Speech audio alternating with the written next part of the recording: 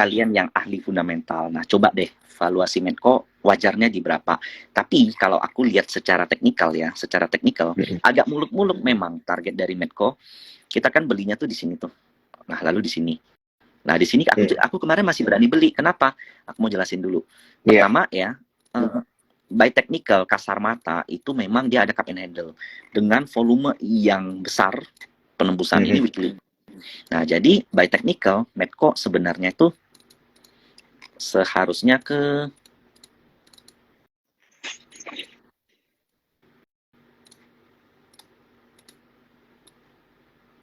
2.200. Nah, tapi kan ini agak muluk-muluk nih, gitu. Nanti kalian beli, habis itu turun 20%, 30%, nggak sampai 2.200, aku disalahin gitu. Jadi, nah aku mau kasih tahu nih, saat ini ya Medco, kemarin itu kan, nah begini. Kalau begini kalian berani beli nggak? Bingung kan mau beli di mana gitu loh. Ini kan bingung mau beli di mana nih bro, dan supportnya nggak ada yang kuat, kemudian ini udah all time high, di mana supportnya? Kalau aku tarik Fibonacci ya, dari bottom ke atas, nah Fibonacci pertama udah tembus, harusnya belinya di 0,5 atau 0,6, 1.300, jadi masih jauh nih kalau mau beli.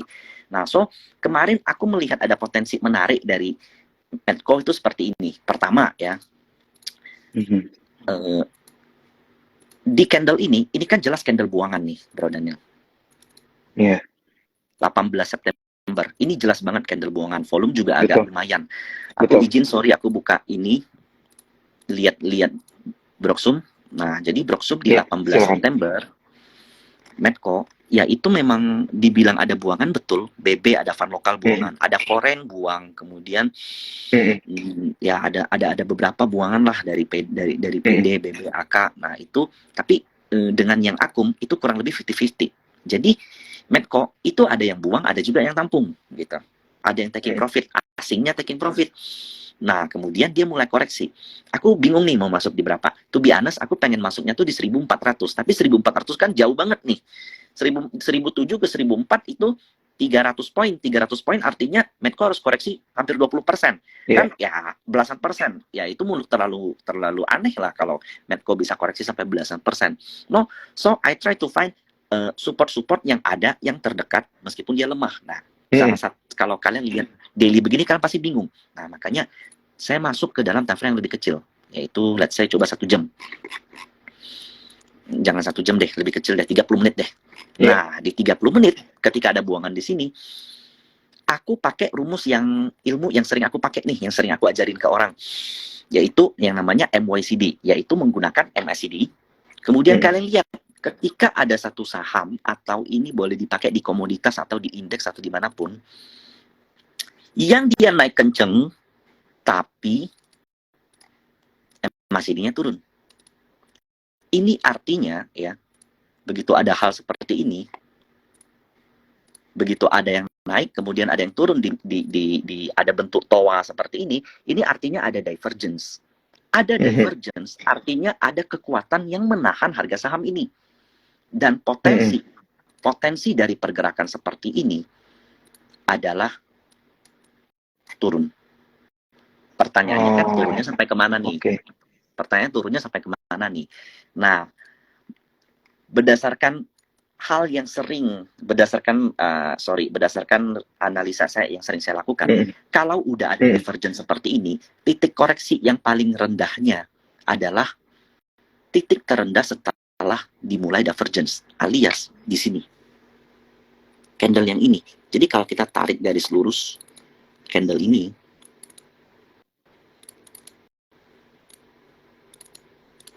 garis lurus, itu adalah titik koreksi dari Medco. Dan ini adalah 1490-an. Jadi kemarin aku ngerekom Medco 141520 sampai 1490. Puji Tuhan rebound. Nah, kalau dari rebound begini gimana? Mau masuk di sini kan pasti takut nih. Iya kan? Mau masuk di sini kan pasti takut di bawah takut banget. Iya. Kita coba lihat nih Broksum hari ini. Hari ini kan tanggal 22 ya, September. 22 September. Itu biasa jelek nih. Karena ada yang Forex keluar nih. YU yang biasa ngumpulin keluar nih. keluarnya lumayan, tapi ada BK juga itu sebagai BK itu juga foreign ya. Nah ini CP punya 42 bio keluar hari ini, bayangkan. Nah CC belinya cuma 21 bio. Jadi hari ini distribusi nih. Nah jadi besok kalau nggak bisa tembus 1.600 ya most likely harus koreksi dulu gitu ya. Bakal balik lagi ke sini, yes. Nah kemarin tuh kebalikan nih Bro Dan. Aku ngelihat CP ngumpulin tuh di level-level sini. Kalau nggak salah ya, kita coba lihat ya.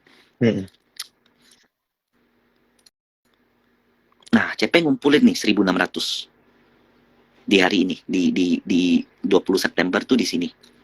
Nah jadi begitu turun dalam, aku lihat bayarnya siapa. Begitu turun dalam, ternyata ada yang nahan, YU dan CP. Levelnya 1.600. Kemudian besoknya turun lagi. Berdasarkan ilmu MYCD, harusnya maksimal koreksinya tuh 15 atau 1490. Dan aku merasa, ya, aku sendiri merasa, YU dan CP bakal cover lagi besoknya. So, kita coba lihat besoknya 21, yaitu kemarin. CP-nya cover. Tapi YU-nya cut loss. Tapi ada yang lain yang cover nih, BK dan KZ. YU ini bisa jadi orang yang sama dengan BK. Bisa jadi karena YU cut loss, BK nampung lagi, average-nya jadi lebih rendah nih. Iya. Dan betul. Tadi 1.006 kan, sekarang 1.520. Iya. Dan hari ini mereka keluar lagi. Jadi boleh dikatakan di sini mereka nampung lagi di sini, lalu di sini mulai jualan. Nah, ini short term. Tapi kan untuk kita yang swing atau untuk kita yang fundamentalis yang doesn't care about this gitu. Pokoknya kalau kalian melihat valuasinya berapa, ya selama kalian merasa itu murah beli. Tapi kalau di level-level seperti ini ya, terutama di level-level di level-level dia udah naik 20%, 30%, aku aware kalau mau masuk. Aku takut. Aku harus lihat Broxum, aku harus lihat time frame. Kemudian aku batasi resikoku kecil. Jadi begitu dia naik kencang, aku biarin. Aku masuk begitu sebatam mungkin. Kalau seandainya dia gagal, aku buang. Masuk sebatam mungkin, gagal buang. Jadi di level begini, masuk. Kalau kemudian gagal kalian nggak mau disiplin, siap-siap kalian. Kalau dibawa ke 1.200 gimana? Dari 1.006 ke 1.002 itu dalam loh, 20%. Oh nggak apa-apa, nanti naik. Semua mata lagi ke oil kok. Nah, iya, tapi uang kalian minus 20%. Tetap nggak bener. Jadi menurut saya, kalau udah di level-level begini, tetap batasi resiko seminim mungkin. Disiplin sama plan kamu, dan buatlah plan yang baik. Yang kalau rugi 2%, ya rewardnya minimal 3 kali lipatnya lah, gitu. Atau 4 kali lipatnya, gitu. Kalau minus 2%, kalian punya plan, berarti minimal rewardnya 10%, gitu. Masa sih 4 kali entry, 4 kali gagal? Kalau 4 kali entry, 4 kali gagal, ya artinya ada yang salah dengan plan kamu. Iya. Ada yang salah dengan pemilihan saham kamu. Ada salah dengan cara kamu ngebaca market, gitu. Jadi, ya seperti itu. Jadi kita bisa padukan TA, padukan Broxum, dan pilihlah saham yang fundamentalnya baik. Atau minimal flow-nya lagi bagus. Gitu. Nah, ini aku mau kasih lihat satu lagi nih, Bro Dan. Iya, boleh dong, mau dong. Bro Mike, gila ini penontonnya udah all time high katanya. Ini untuk malam ini ya. Another silakan Bro Mike. Aku temuin di Excel.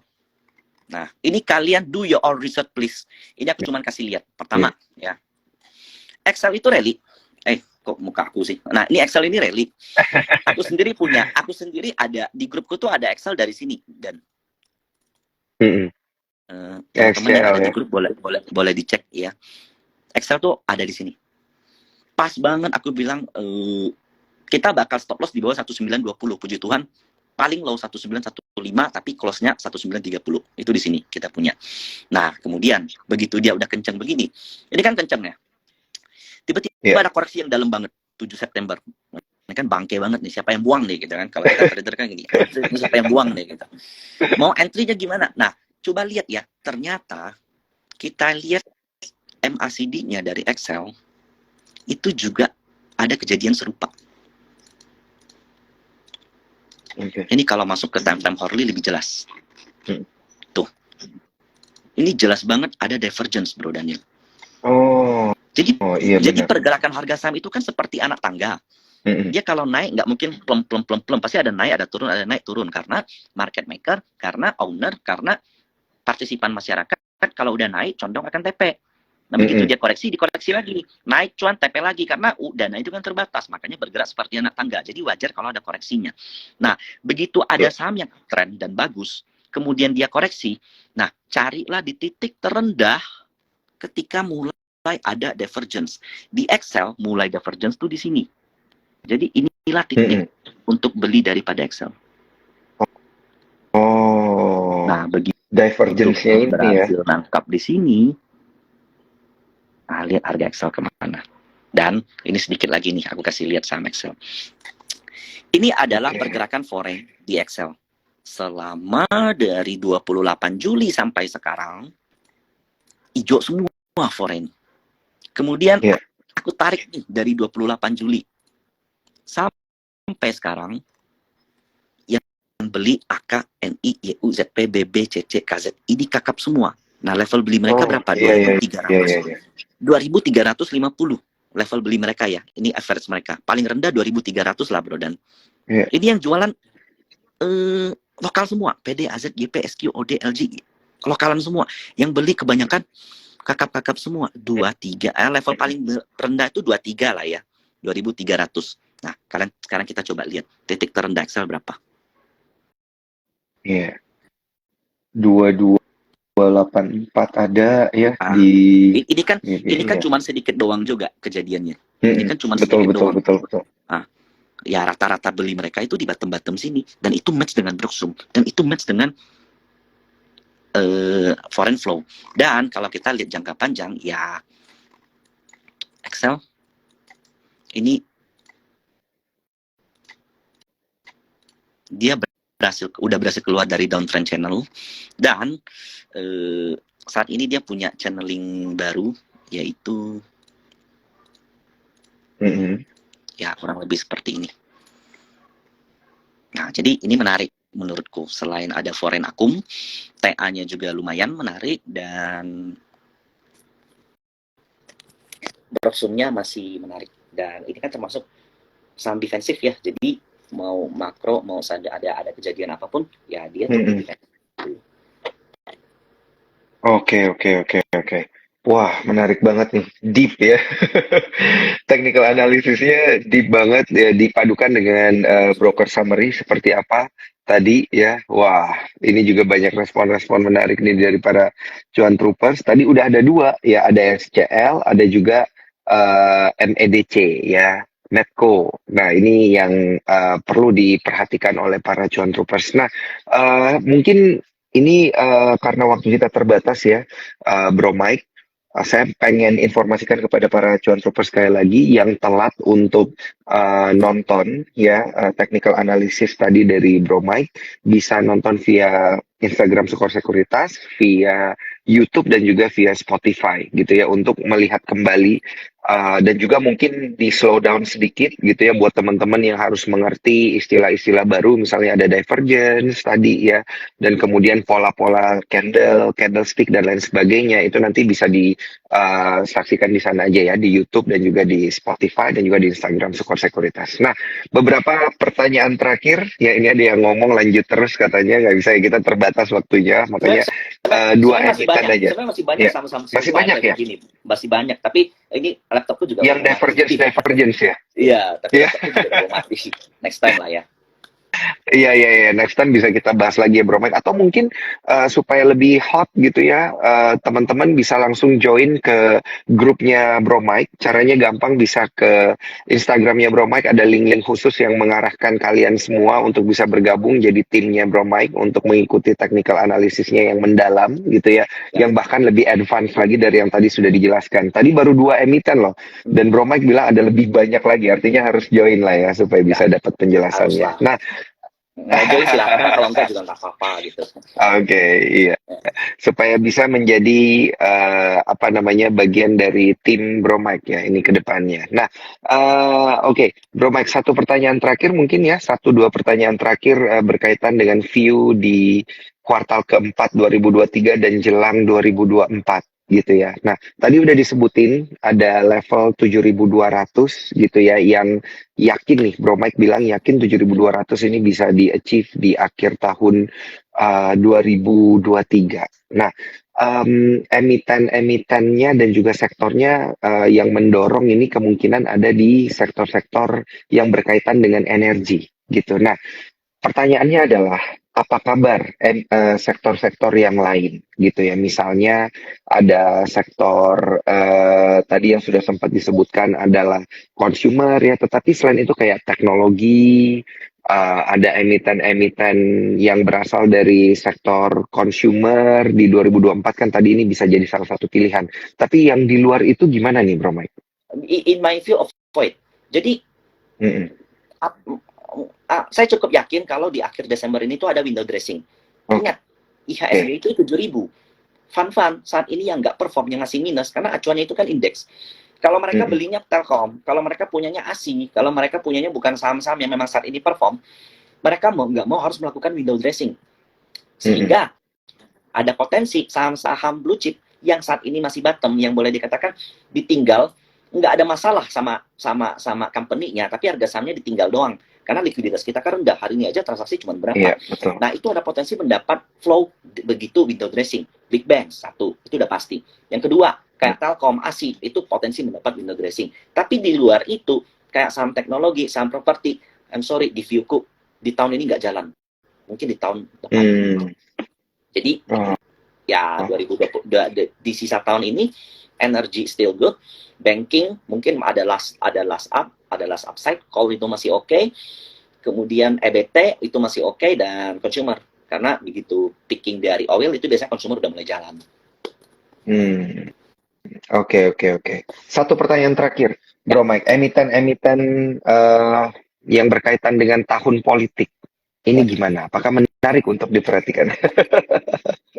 View-nya gimana Bro Mike? Kalau sebut emitennya dengan ownernya kan nggak enak ya. Jadi aku pilih kalau politik, aku secara general aku choose consumer retailers karena itu karena kan most likely GDP kemudian masyarakat itu kan bakal dapat dana cair, kemudian mereka spending ke retailers, kayak retailers yang murah kayak Rals, Aces, Mapi, itu menarik. Aces tuh paling menarik, akumnya ada banget.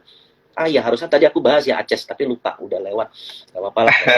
Lalu konstruksi, if I can bet, tapi ini masih terlalu risky, saya nggak bullish sama sekali ke konstruksi, tapi saya udah ada posisi dan saya melihat ada potensi kalau konstruksi bakal bisa jadi seperti tahun 2020, meskipun nggak sekencang 2020, ada potensi gitu.